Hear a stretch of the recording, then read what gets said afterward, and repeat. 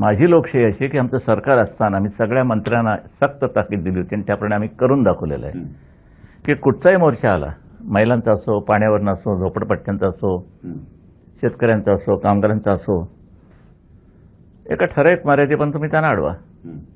लाठीमार वगैरे काही भानगडी पडायचं नाही, पोलिसांची दंडिली नाही, काही नाही. मग काय करायचं तुम्ही, जो मंत्री त्या प्रश्नाचा संबंधित असेल त्यांनी 6वा 5वा माळा उतरून रस्त्यावरती त्याला भेटायला यायचं, रस्त्यावर, आणि त्याला विचारायचं, बोला काय आहे तुमचं म्हणणं. ही लोकशाही आहे. म्हणजे निवडून येण्याच्या अगोदर ते काय तुम्ही लवता झुकता वगैरे वगैरे ते कायमचंच राहिलं पाहिजे.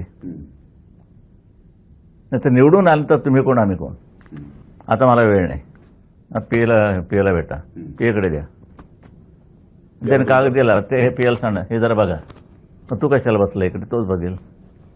असं तुम्हाला दिसलं की कडाडून पडतात. करेन, बघेन, चौकशी करतो, पाहतो, फाईल माझ्याकडे आली नाही, मलाही नको आहेत उत्तर, ही नोकरशाहीची उत्तर मला नकोत.